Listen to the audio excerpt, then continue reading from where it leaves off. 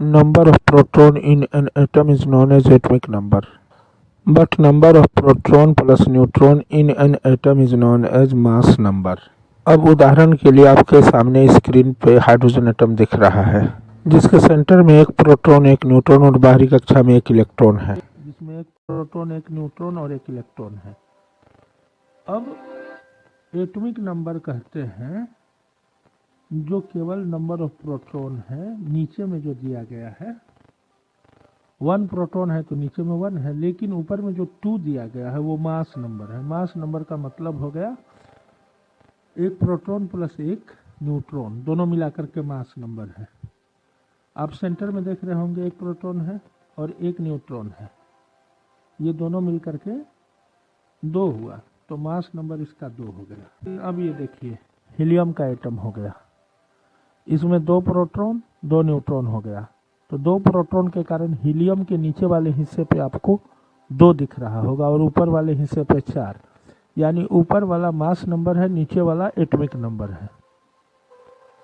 अब ये देखिए 3 हो गया, ये लिथियम का एटम हो गया। लिथियम के एटम का एटॉमिक नंबर है 3, क्योंकि रेड कलर का पार्टिकल यानी कि प्रोटॉन इसमें 3 दिख रहा है।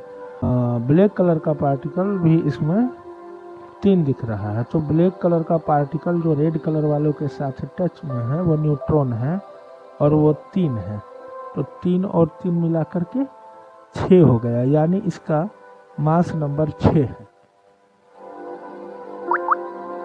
इसी तरह से आप दूसरे एटम बेरिलियम को देखिए, इसका एटॉमिक नंबर 4 है और मास नंबर 8 है।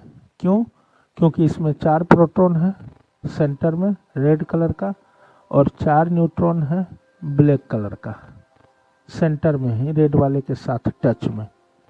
ये देखिए बेरिलियम के बाद बोरन, बोरन का एटॉमिक नंबर 5 है यानी 5 है, क्योंकि 5 रेड कलर का प्रोटॉन दिख रहा है और उसी के टच में 5 ब्लैक कलर का न्यूट्रॉन दिख रहा है, तो प्रोटॉन प्लस न्यूट्रॉन मिलाकर के 10 है, इसीलिए इसका मास नंबर 10 है। अब इसी तरह से बड़े एटम में भी होता है, यानी मास नंबर में प्रोटॉन और न्यूट्रॉन दोनों होता है, जबकि एटॉमिक नंबर में केवल प्रोटॉन होता है। अब जैसे देखिए फास्फोरस का एटम है, इसका मास नंबर है 31 और एटॉमिक नंबर है 15, यानी इसमें 15 प्रोटॉन है और 16 न्यूट्रॉन है, 15-16 मिलकर के 31 हो गया।